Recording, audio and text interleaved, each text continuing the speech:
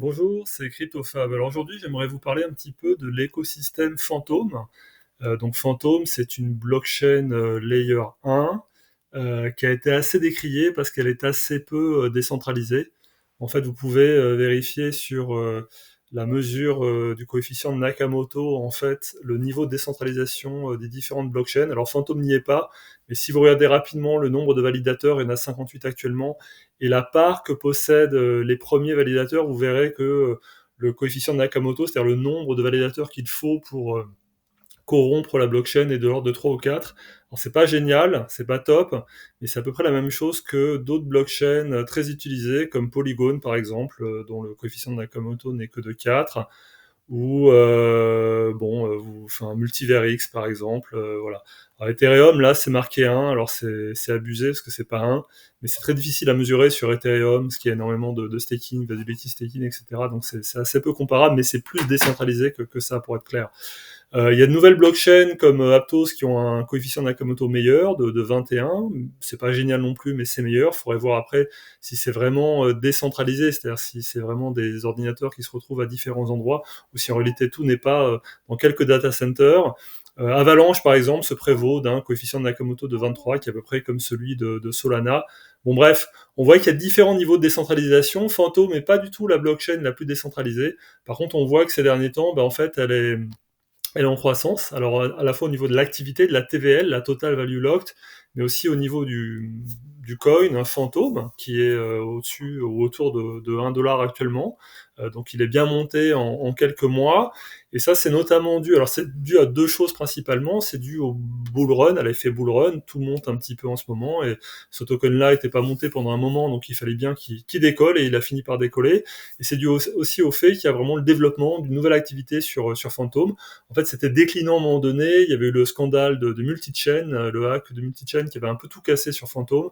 Et c'est revenu tout doucement, notamment grâce au bridge de Layer 0.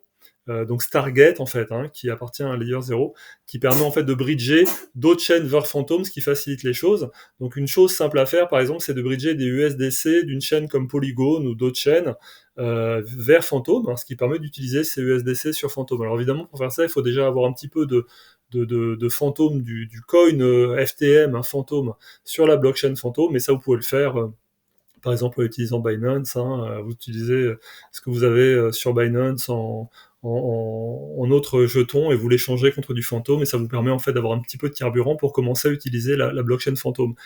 Il y a pas mal de nouveaux protocoles intéressants sur Phantom. Moi, j'en ai retenu deux. Il faut être un petit peu sélectif. J'ai retenu d'abord Polter Finance, qui est finalement un petit peu le successeur de Geist qu'il y avait avant.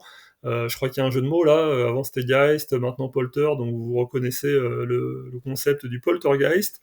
Donc là, il y a des rendements vachement intéressants, à la fois en lending, c'est-à-dire quand vous prêtez des cryptos, mais aussi en borrowing finalement, puisqu'ils incentivent, ils récompensent avec leurs propres jetons. Alors évidemment, leur propre jeton va être amené à décliner dans le temps s'ils récompensent trop, donc il faut les changer contre des choses qui sont plus durables, mais vous pouvez déjà en profiter. Alors il y a une période de vesting quand vous gagnez leur propre jeton, il y a une période de vesting de 3 mois, je crois, et vous pouvez donc claimer au fur et à mesure, ce qui déclenche le vesting. Donc là, j'ai mis un tout petit peu, hein, pour la démonstration. Et derrière, au bout de 3 mois, vous pouvez l'échanger. Donc forcément, ça peut perdre de la valeur au bout de 3 mois, mais l'intérêt du vesting, c'est que ça évite aussi que les autres le vendent trop rapidement. Donc ça peut aussi maintenir la valeur du jeton, donc ça peut être intéressant.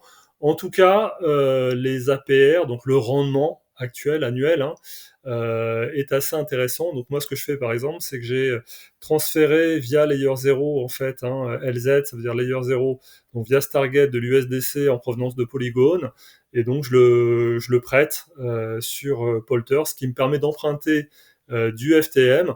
Comme je crois que le FTM va quand même baisser parce qu'il est bien monté, du coup je le rééchange à moitié contre de l'USDC, et tout ça je viens le mettre dans un pool de liquidité sur un autre protocole, donc ça s'appelle Equalizer, qui me permet de toucher donc un rendement de 95%. Donc si vous faites le calcul, entre le rendement que vous touchez sur Polter et le rendement que vous touchez grâce à ça sur Equalizer, finalement ça fait un très bon rendement.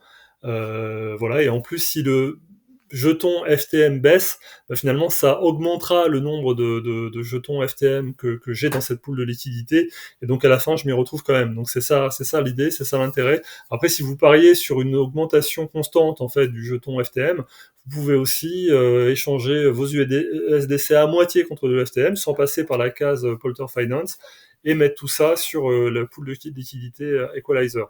Il y a différentes façons de faire. Là, j'ai choisi aussi de directement staker sur Equalizer, ce qui me permet de toucher donc le jeton Equal de Equalizer, que je vais échanger au fur et à mesure contre d'autres jetons. Donc ça me permet de jouer un petit peu. Une autre idée, c'est aussi simplement de le mettre sur Bifi Finance, par exemple, qui va s'occuper en fait de faire le compound en fait, et qui promet donc un APR plus élevé, mais où vous passez pas par la case equal en fait. Donc c'est un petit peu compliqué, mais l'idée c'est donc de commencer à jouer un petit peu avec les protocoles sur Phantom, sachant que c'est un écosystème assez peu décentralisé, donc de mon point de vue il y a toujours un risque.